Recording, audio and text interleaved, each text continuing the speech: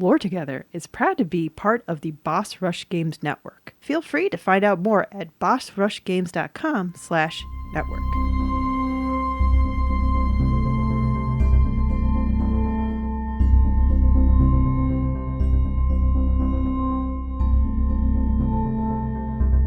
Hi, I'm Safi.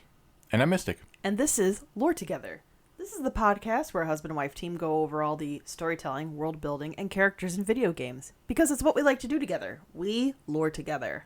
Yep, and this is episode 58. Woohoo! But before we get into the episode, if you'd like to contact us, you can do that over on Twitter at Lore Together, on Instagram at Lore Together, or through email at loretogether@gmail.com. And if you'd like to support us, like our newest patron, Tyler. Yay! Thanks for supporting us, Tyler. We really appreciate it. You can do that over on patreon.com/loretogether, where you can pay a per episode pledge to get early access to episodes, Q&As, and exclusive episodes. Yeah, like for example, I'm trying to decide whether or not this Dragon Age one-shot I want to run is exclusive and how much the patrons are going to be a part of it. So... that'll be fun. I'm excited. And if you like this episode or our show in general, please give us a 5-star review wherever you're listening. It helps us a lot. Please. So episode 58, we're going back to one of our big franchises again. We are? Yep. Okay. You mentioned that I would probably be frustrated and tearing my eyes out. Not for the reason that you probably think, but we're going to get back into Elder Scrolls. Oh, it's been a while. I think the last one we did was episode 25. It's been a while. So I went onto YouTube and typed in Races of Skyrim just to kind of see what would pop up. And I found a video by Camel, who is probably one of the more prolific. I feel like I know of Camel, Yeah, but Camelworks. I have not watched any of Yeah. his stuff. I might have watched you watch his stuff in the background or something. And he did best to worst races in Skyrim based on user polls, basically what people play as. Right. Only 4% of respondents put Redguard as their favorite race. Yeah, I'm not surprised about that. Getting political. Yeah, political, but getting even the most political. played race was only 17%. That's so it's not fair. Yeah. That's fair. There's a lot of races. There are. Yeah. So if you don't know, well, let's just talk about Skyrim for an example. If you don't know, for Skyrim, you have the human races. So you have the Imperials, you have the Nords. I keep saying conflating Nord and Norn because it's the same race, but Yes. one's in Elder Scrolls and one's in Guild Wars. Yes, so Norn is not Elder Scrolls. Nord is Elder Scrolls. Yes. And then you have Redguard. So those are the three that I know of the humans. You could argue that Breton. Yeah. That's not Imperials? No. Okay. The Imperials are from Cyrodiil. The Bretons are from High Rock. Okay. I think, yeah. Okay, so technically, you have 4, and that's kind of more of a geographic description of where they're from. There are differences between all of those.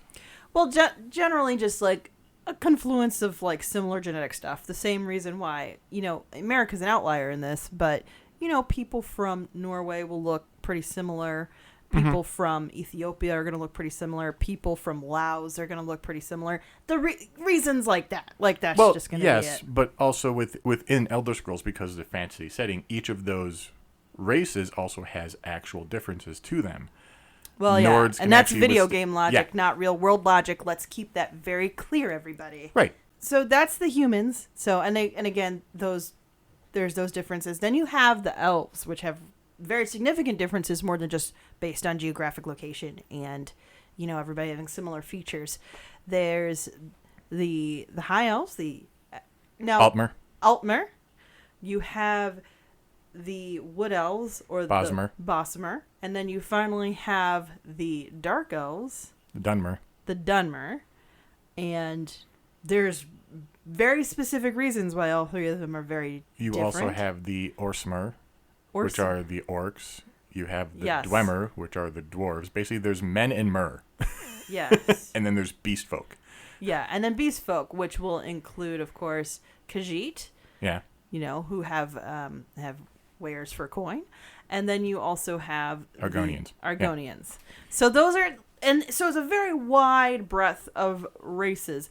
Fun fact, to tie it to the real world, technically humans should have had 20 different cousins at one point living on the planet with them at the same time. And we just lost that because nature be like that. Yeah. So it's interesting how we keep going back to fantasy. Like there's this part of our history that we know is true. And it's just, I find that interesting.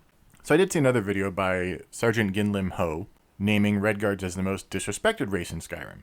And why is that? Now, if we were in Skyrim, yeah, as a world and as lore, I would say the Khajiit or the Argonian are most disrespected because they're not even allowed in the cities most of the time. They're very much minority class written characters. But he seems to be talking in his video of mods in the player base, like people making mods for the race. In which case, I might actually agree. This is going to get pretty dangerous, isn't it? What we're talking about? Not as lighthearted as front as Paradise Killer. So we have to understand the Redguard in some context, maybe. Full disclosure, we're a mixed race couple. Yes, I am. I'm the white guy.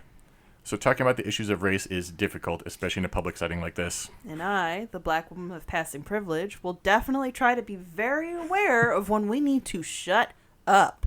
And if you feel like I didn't do a good enough job at that, you can always add us at Lore Together on Twitter or loretogether@gmail.com.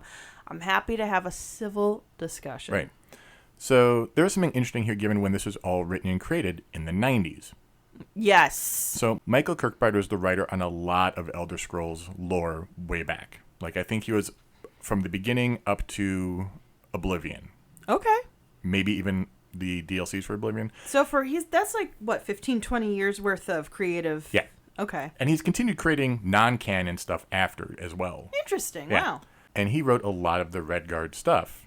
And this is a quote from Michael Kirkbride. When I started writing Redguard, I really thought about how unique the black people of Tamriel were. They came in and kicked ass and slaughtered the indigenous while doing so. They invaded, and it was the first time I had countered the idea of black imperialism. Wait a second. And it struck me big time as something, one, new. For you, but yes. Well, he is directly referencing the fact that he was inspired by the Black Panthers when he was writing this. And that's not necessarily imperialism, but that's definitely like... Yeah. And it struck me big time as something, one, new, two, potentially dangerous if taken as commentary, and three, potentially rad if taken as commentary. I'm glad that we're living in a space of nuance with this. And he goes, who knows? Adrenaline Vault did say I had a story worthy of being on stage, and Michael Mack, who, for context, played the Redguard Cyrus in an Elder Scrolls adventure, Redguard, basically the main character. Which, P.S., is one of, like, 2 or 3 games in the series where the main character is chosen for you? Yeah. Once thanked me for giving him words that, quote, black folks don't get to say, which broke my heart and made me puff my chest at the same time. So we're coming from a place that's, even in the 90s, has a lot of nuance to its context. It's weird to think about video games in the 90s because other than Nintendo, I don't think there were a lot of like big companies who were pushing publication of stories that would be consumed by, a Western audience in the same way that we do it now, where it's very much... You had a lot of these big companies in the PC space. Yes, but the PC true. space was smaller in general in terms of in terms of notoriety for games than the console space. Yeah, once the console wars really started happening with, first it was Nintendo, Sega, Sony, and now it's evolved to Nintendo, Sony, and Microsoft. Yeah. It's very much a corporatized idea of what's going to have mass appeal, which is another discussion to be had about what that means about art. And if you want to watch now Commander Stephanie Sterling rant and rave about that on YouTube, that's somebody who has some interesting concerns about it. But in the 90s, you also had, Elder Scrolls was starting. Unreal came out. Like, we covered that. Half-Life came out. Yes. System Shock came out. King's Quest was a thing. Right, yeah. The point Myst was a thing. So point-and-click adventures were still very much a big part of this space as well. Whereas right now, well, we don't need to say right now what is considered a big part of the space. I think we know what is. Right. So we're going to go through the history of the Redguard for a little ways. Okay. Then we're going to go through their Pantheon, because it's kind of interesting. Ooh, so is it different than what we covered in our... What is it? We covered... Episode 3. 3, 4, and 5, I think, were our... No, 4, 5, and 6 were our pantheon of Yes, yeah 'cause the Aedra and the Daedra. We did a 4-part series on essentially the creation myth of Yes. the world. But they do something different than what we covered. Some of it, yeah. Okay.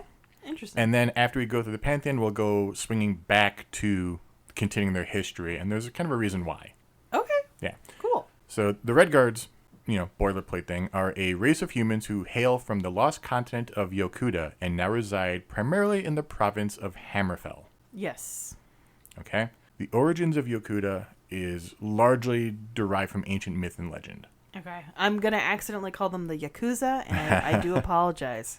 One creation myth suggests that Yokuda was once a part of Tamriel during the Dawn era and was ripped from the mainland and became a separate landmass after a destructive war among the El Nofe. Now, I think we talked about the El Nofe very briefly. Very briefly. Yeah. Barely remember it. Yeah. Basically, they were spirits that became mortals because... I'm sure one of our patrons will correct me on that because it's been forever since I've looked into the El Nofe. Right. So one of the problems with Elder Scrolls is that when you're looking it up, it just spiderwebs so much. Oh, okay. Yeah, you will find little links everywhere that just lead off into whole tangents that you could cover whole episodes on. Okay. So after this war, the El Nofe split into the many different racial and aboriginal groups. Mm-hmm. The group of El Nofe that remained on Yokuda eventually became the Yokudans. Oh, okay. The ruling body of the Yokudan people was known as the Natotambu, a council of kings who represented the various nations of Yokuda. Now, I think this kind of harkens back to history of pre-colonized sub-Saharan African nations. Mm-hmm. There's a lot of nation-state negotiations, kind of like feudal Europe. It's just that we don't learn about that in school, at least in America. So this system of government was ancient, dating back to the Merethic era, which we've touched on the eras briefly at some point. Mm-hmm. During this time, legends speak of a 1,000-year war against the left-handed elves, the Sinistral. The left-handed elves? There's... What's... There's so many one-line races like that, where they're just somebody's other backstory mentions them. The left-handed elves? So... Wait, the runny-nosed dwarves? The whiny orcs? These are all bands I've played drums for. The Natotambu fought to a standstill, but eventually won the war with the aid from their gods Leki and Diagna. Leki and Diagna, okay. Yeah. By the first era, Yokuda had become a vast empire and developed a tradition of being ruled by a single emperor. However, this was eventually abolished in 367 of the first era. Oh, how so? Although each successive emperor remained as a figurehead of the empire, his powers were very much reduced. As a result, the nation descended into 300 years of continuous civil war between the provincial lords, warrior monks, and brigands, all fighting for each other for land and power. These warlords, known as the Yokuda, built large stone castles to protect themselves and their lands, and in time, towns began to grow outside these castle walls. So, feudalism. Yeah. Yeah. You're doing a feudalism right here. Yeah. A little different than usually we're talking about a capitalism. Now we're doing a feudalism. The Yokudan people were once artisans, poets, mystics, and scholars, but their constant civil wars that plagued the nation resulted in many searching for enlightenment through the way of the sword. Okay. Yeah, I mean, if you grow up in a world where that's all you know is conflict, you've tried to find meaning in that conflict. This eventually developed into a martial tradition known as sword singing. I believe I've heard of this, yeah. Within a few traditions, the way of the sword had become their life. Their poetry and artistry survived through the forging of beautiful swords woven with magic. The greatest among them became known as the Ansei, or Saint of the Sword. Ansei of the highest virtue wandered the countryside engaging battle, righting wrongs, and seeking to end the strife. Such was the influence of the way of Yokudan life that everyday items would have depictions of swords or warriors assuming fighting stances. So this kind of feels like the romanticized version of what we know as samurai in Japanese tradition, which I don't know the full story of how samurai actually work. I just know that the idea of that they're noble warriors, drawn to great causes, is kind of a westernization of what they actually ended up being in Japanese history. But this feels more kind of like that idea of And correct me if I'm wrong, Mystic, obviously, because you're the one who did the research, but it feels like, oh, I'm here to fight to protect, like, the innocence of children, so I find missions specifically about that, and I have a sword crafted that helps me defend children's innocence. We're doing broad strokes through Redguard history. We could go into different eras and different sects in detail if we wanted to, but we'd be here forever. Fair. So, and we'd eventually reach that point where it just becomes like one lines of culture or whatever. I'd have to check. I'd have to check to see if Written in Uncertainty has specific episodes about that. But another podcast that people should listen to if they love Elder Scrolls. Yes, very much so. In 609 of the First Era, Mansell Sensit became the Elder Yokuda, or military dictator. He waged many of the battles of unification and succeeded in gaining control of almost the entire empire until he was assassinated in 617 of the First Era. Wow, okay. His successor, Randik Torn, took over the government and continued basically the same path. Torn revived the age-old gulf between the sword singers and the commoners by introducing restrictions on the wearing of swords, which it starts to sound a little bit like Jedi, but it also sounds like the Blades, which is kind of an Akaviri thing. So Torn's sword hunt, as it was known, meant that only the singers were allowed to wear swords, which distinguished them from the rest of the population. So basically making an other. Right, exactly. Yeah. There's a lot of points in history that happens. On othering? Well, self-othering, a lot of times is faith-based, too. For example, Sikhism, there's a long history of we have to defend ourselves, so we always have a scimitar on us, so they always have a sword on them. And some modern Sikhs do that by wearing a necklace of a scimitar. Yeah, okay. Although Torn did much to settle the empire into its pre-strife ways, by the time of his death in 737 of the First Era, internal disturbances still had not been completely eliminated. So, after his death, another vicious civil war broke out. The idea that you're going to get rid of all the strife and discourse in a large empire is just is a very futile endeavor, in my opinion. I think you do. Right.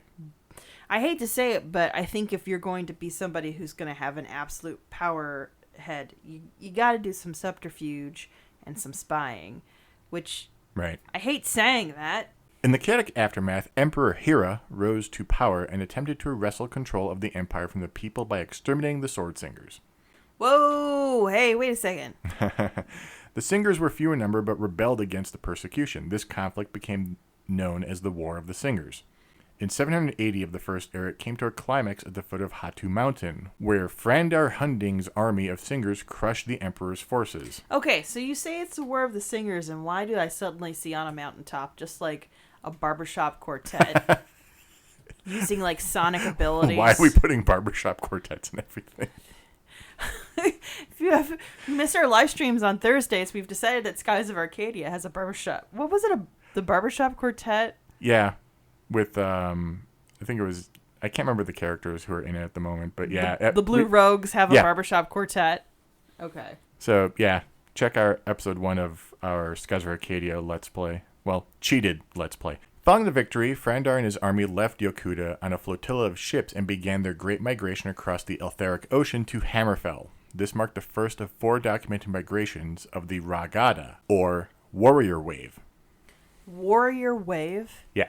That's kind of like the rural drawer. It just feels so hard to say. Warrior Wave. They'll like contort my lips for it to make sure it doesn't go blah, blah, blah, blah, blah. Around 792 of the First Era, the continent sank below the sea. Wait, what did? The whole continent, Yokuda. Oh my gosh. Yeah. It's debated whether the destruction that forced the Yokudans to flee was due to natural causes, acts of the Yokudans, or both. Yokuda was the scene of frequent warfare, and there are legends blaming the cataclysm on a rebel band of Ansei called the Hiradirge. The Hiradirge were said to be masters of stone magic, and when they were defeated during the last civil war, they took their revenge on the nation by using forbidden techniques reputedly capable of such destruction. Other accounts, possibly related to the Hiradirge, speak of the time of ending, when the Yokudans fell away from the teachings of their gods and continued forbidden rites, and fell things were summoned that should not have been called forth. In response, Sadakal emerged from the sea and Yokuda was pulled down beneath the waves. So let's unpack that. Wait. Yeah, so hold on. They had their version of Revelations and Also, the time of ending is a very boring way to say that. I'm hoping that there's like a translation from something that sounds a lot more exciting. Yeah, let's take a detour for now while the Yokudans figure out what's going on and go through the Yokudan Pantheon of deities, starting with the main 8. Now, the main 8 and then the other major deities are listed that way in Elder Scrolls Online. Oh, okay. But in the other games, they're not listed separately in that way, but I'm going to do that because I think it makes more sense. Okay. So we have Setakal, the world skin. Wait. So every god has its name and then what people colloquially call it, or what other people will call it. The world skin? Yeah, you'll see why in a second. Wait, are we like living on their birthmark or something? Ew.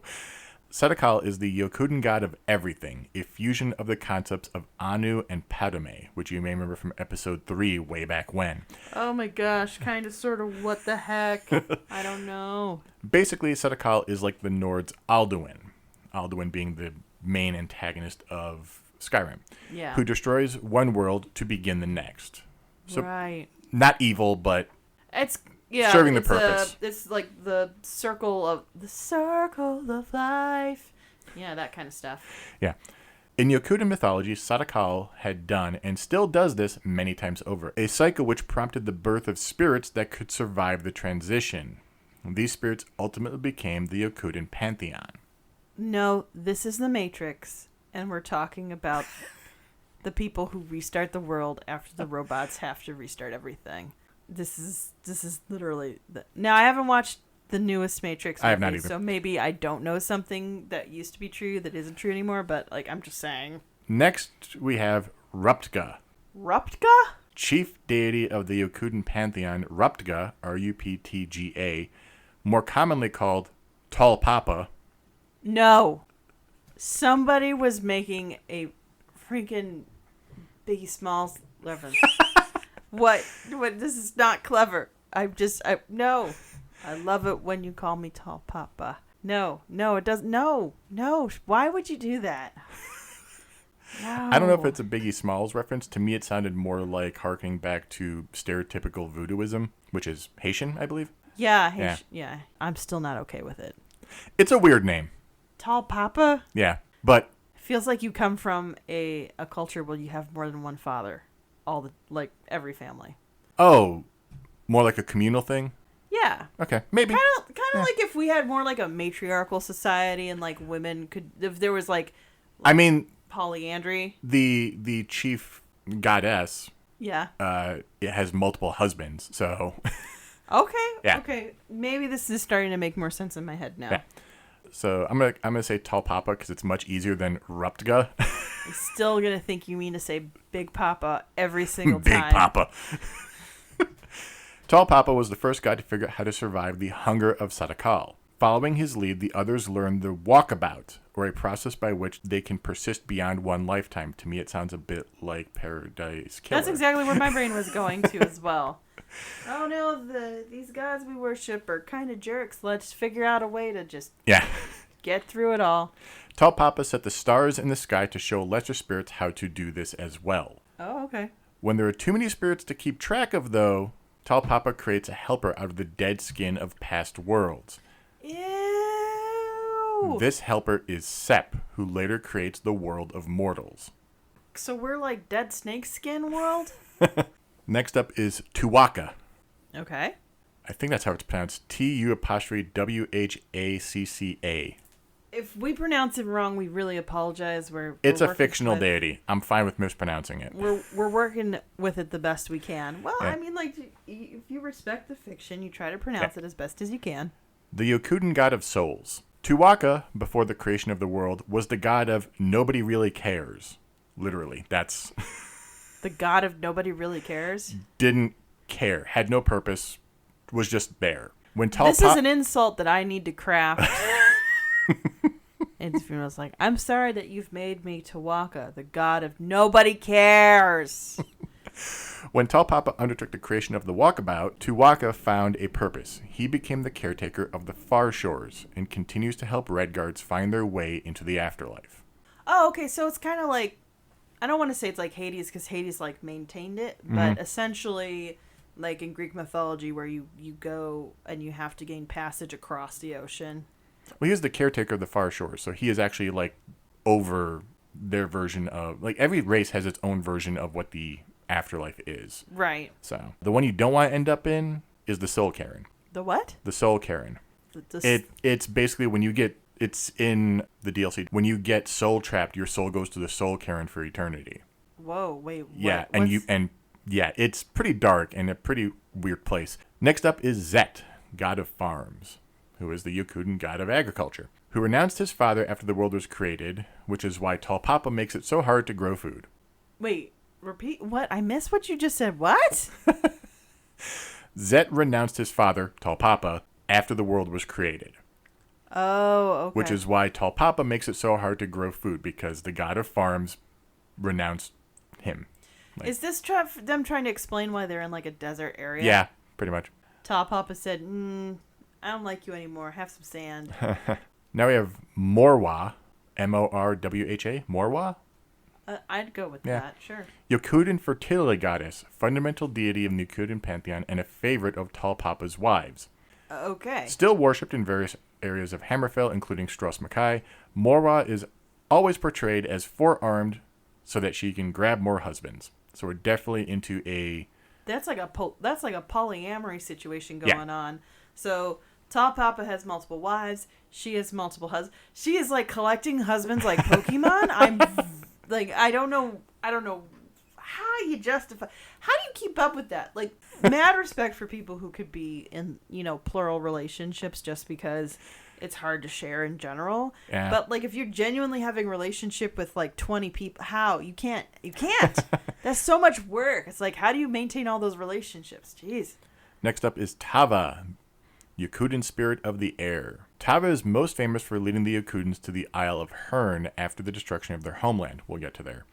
Oh. She has since become assimilated into the mythology of Kinnereth. She is still popular in Hammerfell among sailors, and her shrines can be found in most port cities. We'll touch on that as well. Oh, okay.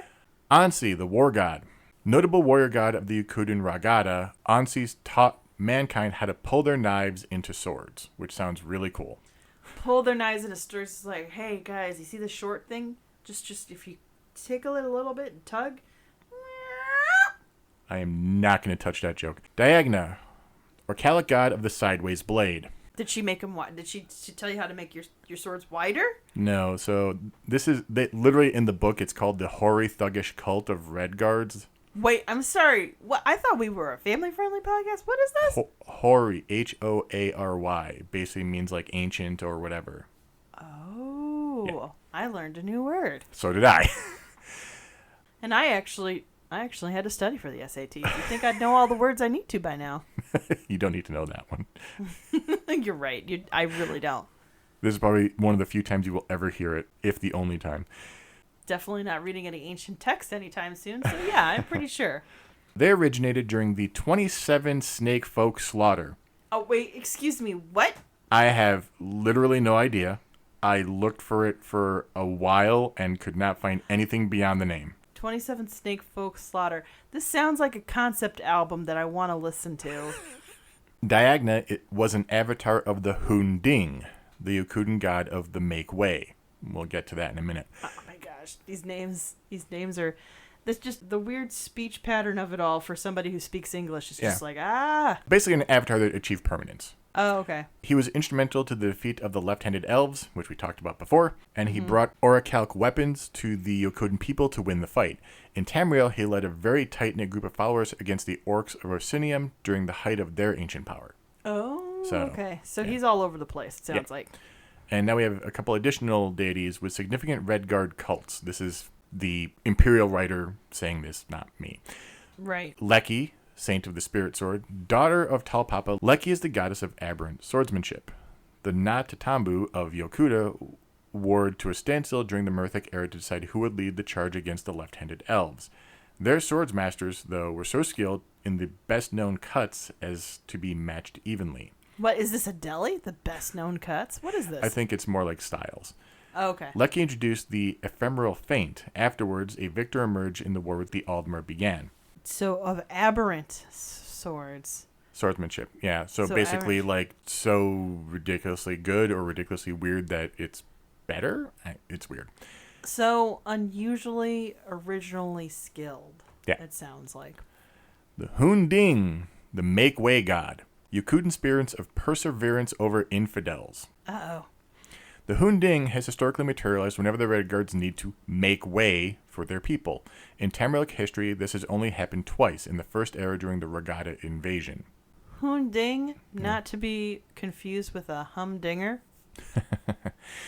Malak, an enemy god of the Regatta who led the goblins against the Redguards during the First Era, fled east when the army of the Hunding overtook his goblin hordes. So I'm trying to remember. We have an enemy god, basically. Yeah, I'm trying to think of when we would have encountered goblins in the Elder Scrolls universe. Unless they're I know that they're definitely in Oblivion because during the tutorial dungeon, there are goblins. Yeah, because I'm just trying to think of, when they appear. I do not remember seeing them in Skyrim. Not that I finished that game in any way, shape, or form. They are not in Skyrim as far as I know. I know that they are in Dragonborn, or not them, but there's I think it's a subspecies of goblin. I don't know. Somebody have to correct me on that, but they're like little blue guys.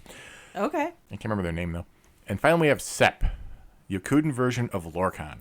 Oh, this was the god of madness and stuff, right? No, Lorkhan was the one who basically tricked everyone into making mortals and the world.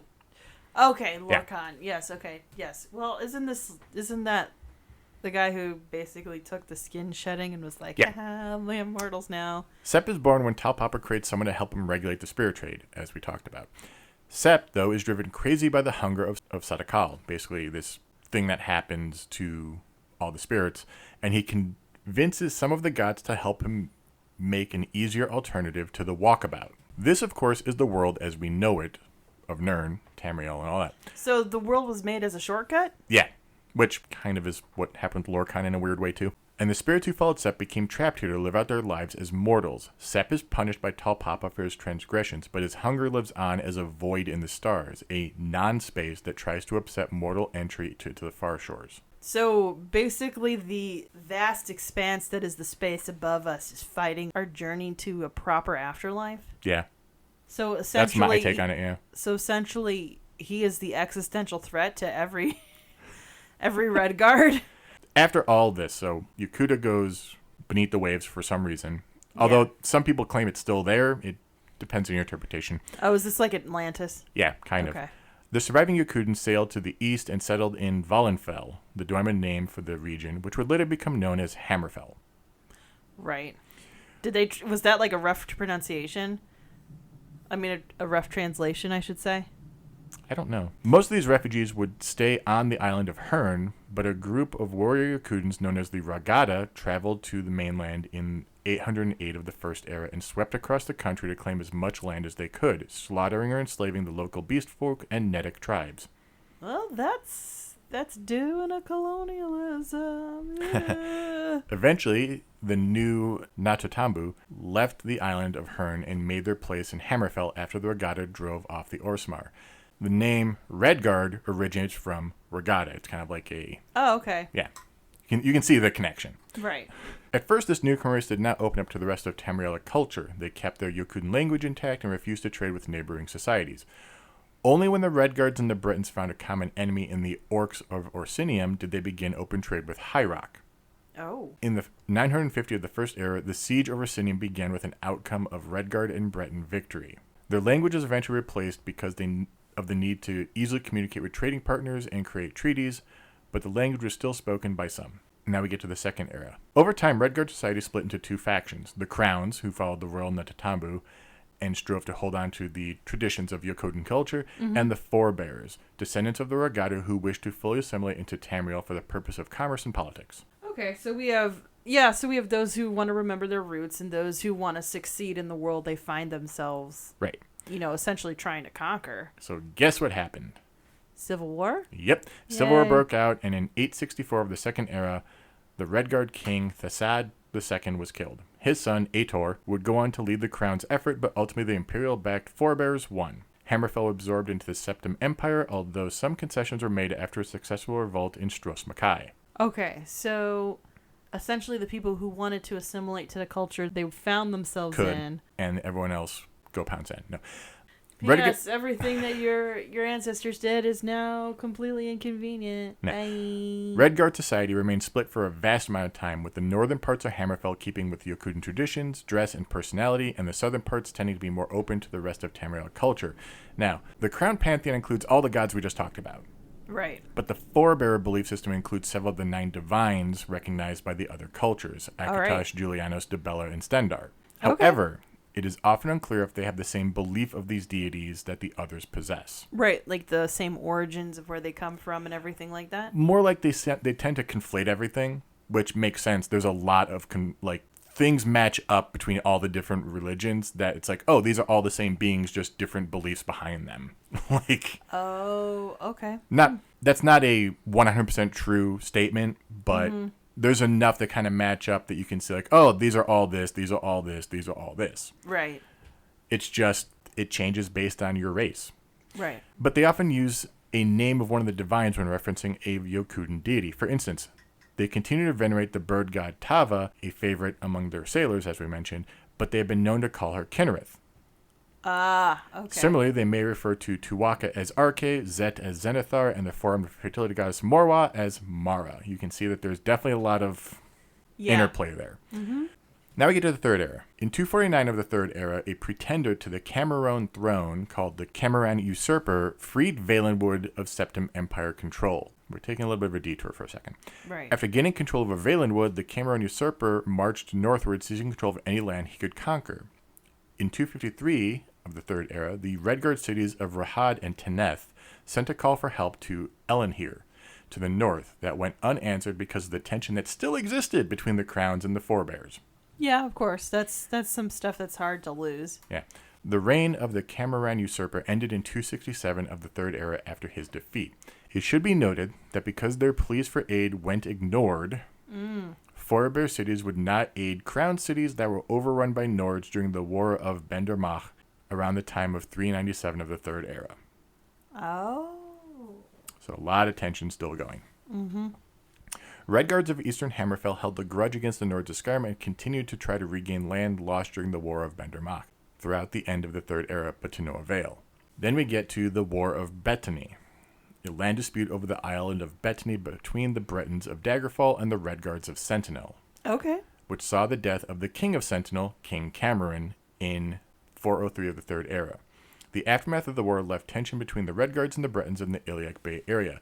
Note, King Cameron is not related to the Cameron dynasty, which the Cameron Usurper is from. It's annoying. It took me like an hour to realize that. Wait, what? It's just a shared name. It's just they both have the same name. The Cameron dynasty and the Cameron Usurper are all Altmer, and this one is Redguard. So there's no relation. They just happen to have similar names. Yeah. And the reason that I was so caught up in that was because Mankar Cameron is one of the main antagonists of Oblivion. Oh, really? Yeah. So you were thinking there was a lot more crossover. Yeah. And there wasn't, and the it bothered me that it took me so long to figure out that it was, like, just a note in the wiki being like, this person's not related. Like, it's obvious when you see that their race is not the same. Yeah. Also, really annoyingly, the King Cameron is played by a white guy in a promotional trailer. What? I think that they didn't know what he was yet, because it literally was like a preview promotional trailer for the game before it came out. Right. So, they awkwardly just guessed. Let's cast a random handsome dude, which means... Yeah. Well, actually, one of the developers. It was Julian LaFay. He was one of the developers. Oh, okay. Yeah. That's a little more excusable, being like, hey, do you mind putting on a costume and acting like... Cole's like, yeah, I play D&D on the weekends. Let me do this. I'm kind of glad that they probably had a black person they could put in there if they thought he was Redguard. So they probably didn't know he was Redguard yet. Okay. In 417 of the Third Era, the Warp in the West occurred. Now, I had to look this one up because I've never played Daggerfall. But the Warp in the West was an event that transformed the political landscape of the Iliac Bay region of High Rock and Hammerfell, sometimes called the Miracle of Peace. This event occurs as the direct result of the player's role in Elder Scrolls II Daggerfall, a game that is absolutely massive in scale. It is one of the largest game worlds ever created, as far as I know. Right. It's, nothing right now ever really compares to it. I think partly because... There's some worlds that are larger than it, but for the time, it is huge. Well, I mean, like in Elder Scrolls in general, there's not really anything right now not yet. that compares to it in scope. I don't know how big Elder Scrolls Online has gotten, but that might be where it would be comparable. Yeah. Now we get to the fourth era. We're skipping some stuff here because it doesn't revolve around the Redguard. Right. So in 171 of the fourth era, the Great War broke out when Emperor Titus Mede II refused to cede large tracts of land, including southern Hammerfell, to the Aldmeri Dominion. Of course, I have to say, she has huge tracts of land. Ultimately, the Thalmor won, and the Empire gave over the rights to occupy parts of Tamriel to the Aldmeri Dominion as part of the White Gold Concordant in 175 of the Fourth Era. These are events that directly precede Skyrim. Like, this is everything that Skyrim is about. It's about the Concordant. It's about the Aldmeri Dominion. It's about this war. Yes. And the fact that it's kind of a cold war right now. Like, there's definitely stuff going on behind the scenes. Right, but there's no out and about conflict as of... There is between the Imperials and the Stormcloaks. Yeah, but that's not the same. That's more of like a distraction. Yeah. The Redguards of Hammerfell, however, refused to accept this and fought on against the Thalmor. They refused to accept the White Gold Concordant. After years of bloodshed, they were successful in the repulsion of the Dominion's invasion, and in 180 of the Fourth Era, the Second Treaty of Stros M'Kai was signed to end the fighting between the Redguards and the Dominion. After the treaty was signed, the Thalmor forces withdrew from Hammerfell. The Thalmor are all Altmer, if I remember correctly. Yeah. Very much superiority. Snooty Altmer. Yes. Yeah. Many Redguards remained bitter toward the Empire for what they considered a betrayal and claimed that their victory is proof that the Concordant was a mistake and that the Empire would have eventually won if it had kept fighting. Wow. Now, it should be noted, the Redguard are generally considered some of the best warriors in the world. Well, they have a whole culture based on different techniques of how to fight. Yeah. And that's kind of where history leaves us with the Redguard so far, obviously, because we just covered Skyrim. So there is one thing that I would be remiss if I don't mention it, and that is an Elder Scrolls adventure, Redguard. It's a bit of a forgotten stepchild of the canon and the series. I would love to delve into Cyrus and his story on Stros M'Kai. It takes place in the Third Era, I believe. Oh, okay. I could be wrong on that because I just kind of glanced at it quickly, because we're going to hold off on it for now because I'd have to figure out how to play it if we covered it. Oh, yeah, that's right. It's playable, but it is one of those games that is almost impossible to mod. Oh, interesting. And it is a rough Tomb Raider, like non-Tomb Raider, Tomb Raider-esque experience. Like, it is a rough game. Oh, interesting. Yeah. A really good world, a really good story, but a rough game. Right. I could see that happening. But we will cover it at some point in the future because I just found out that there are some fans of Redguard who are attempting to remake it in the Unity engine. Oh. So with any luck, we'll be able to eventually be able to play it. And the same can be said for Daggerfall because they have started making Daggerfall in the Unity engine. Hey, thanks fans for all your hard work. This is I kind of like it when they do things like, for example, they're trying to remake Fallout New Vegas as a newer version and all that. Like, it's just fun stuff like that.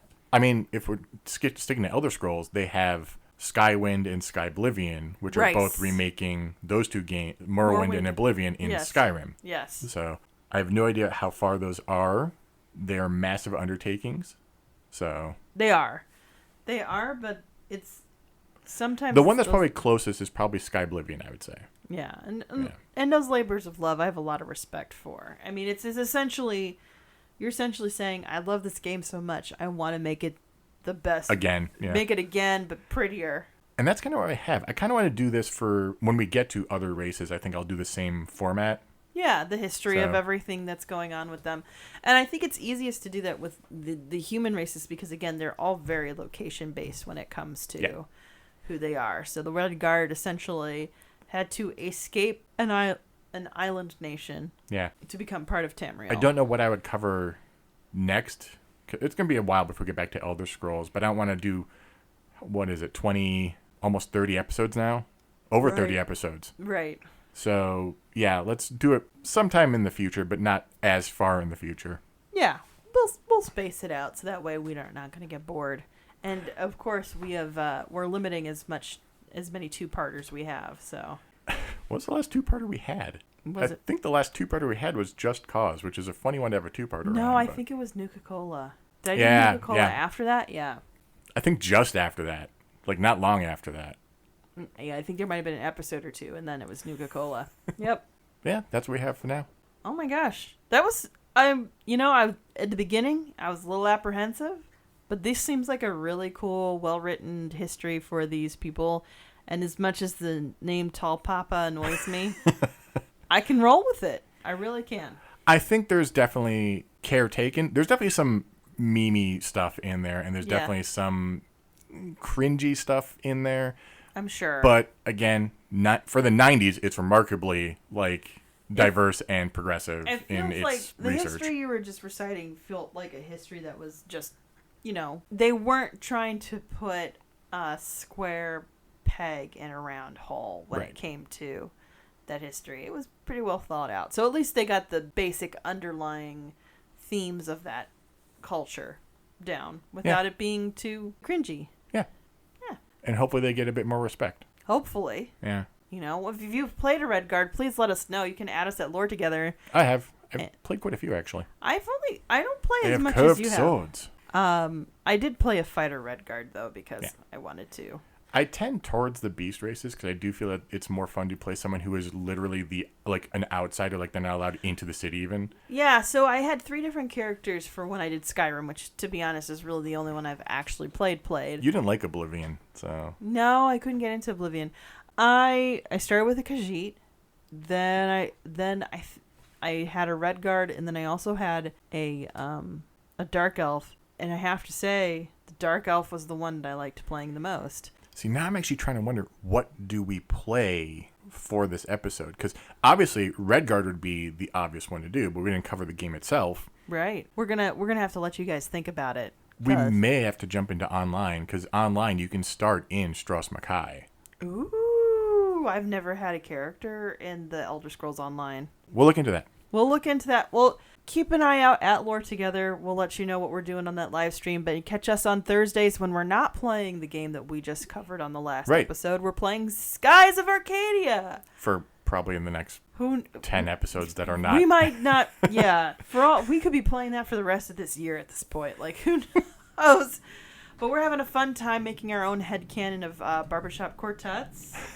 There's other headcanon that I'm forgetting. Also the voices. Like, we're doing voices for everything, and we're not good at it, but we're trying. Oh, we are not voice actors. I mean, I could be one if you trained me better, but we are not voice actors.